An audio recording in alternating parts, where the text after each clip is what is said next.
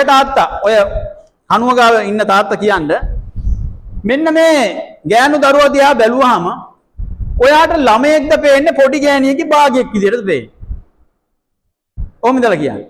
ළමයෙක් විදිහට පේනවද පොඩි ගෑනු කෙනෙක්ගේ භාගයක් වගේද පේන්නේ? මේ බාහිර පෙනුම හරිම වැදගත්.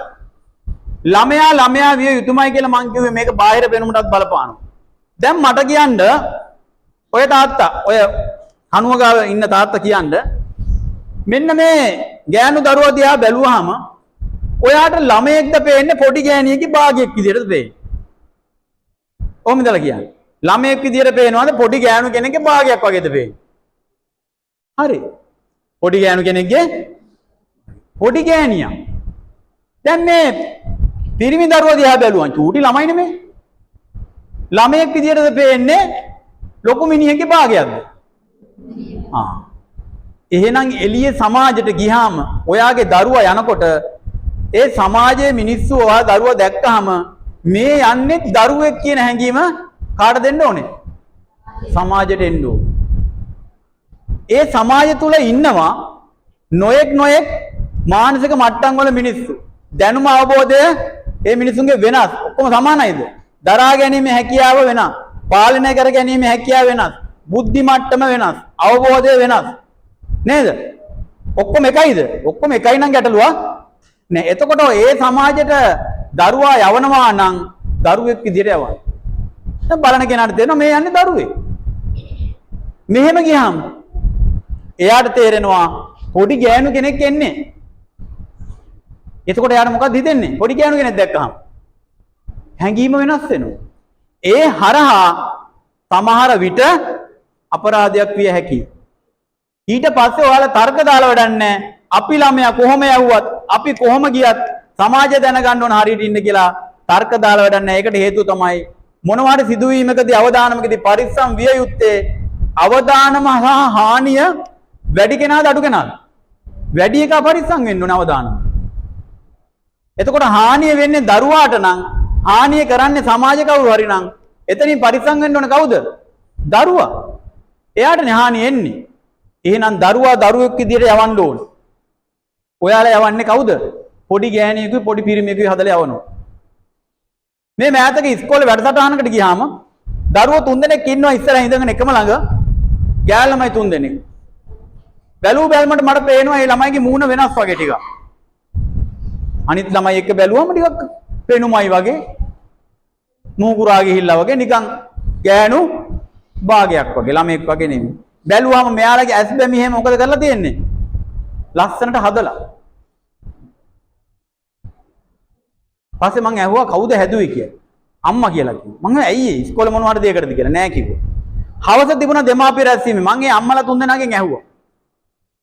අපි හැදුවේ සර් ඉතින් ළමයි ලස්සනට පේන්න ඕනේනේ කියලා. මං ඇහුවා හොඳයි. කාට පේන්නද?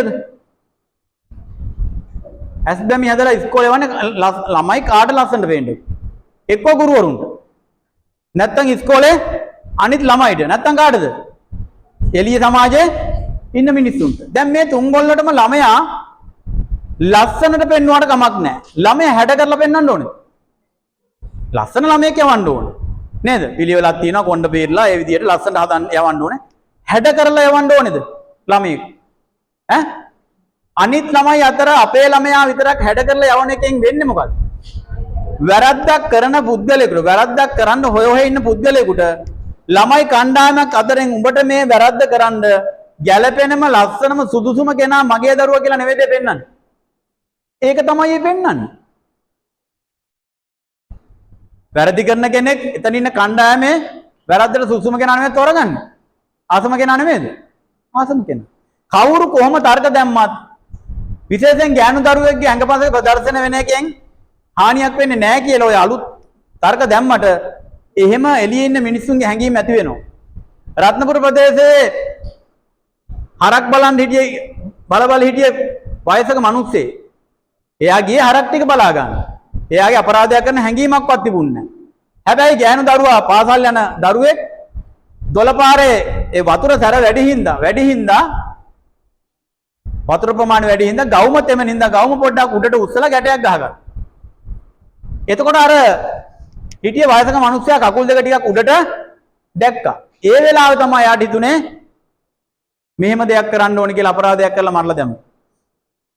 ප්ලෑන් කරලා ආවද? නෑ අර දැක්ක කොටසට. ඒ චූටි දෙයකට හැංගීම මිනිස්සුන්ට එනවා නම් එළියේ ඉන්න සමහර මිනිස්සුන්ට හැමෝටම නෙවෙයි ඈ. ඔහොම දරුවෝ දැක්කම ආසිතෙනවා.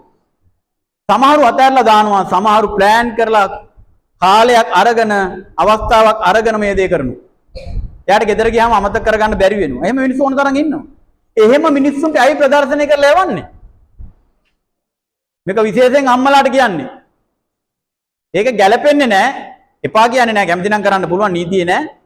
හැබැයි දරුවාගේ කකුල් දෙක පෙන්නලා ඔයාලගේ පවුලට සහ සමාජයට අභිමානයක් ගන්න හදන්න එපා පවුල් පසුබිමට. සමහර අම්මලා ඉන්නවා දරුවාගේ ඇඟපසක පෙන්නලා අභිමානය ගන්න හදනවා.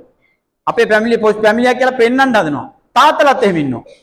දරුවා හැඩයි කියලා පෙන්නලා අභිමානයක් ගන්න. අභිමානයක් නෙවෙයි වෙන්නේ දරුවට හානිය. එයා අවුරුදු 18 වුණාට පස්සේ එයාට ඕන දෙයක් එයා කරගත්තු දැන්. හරි.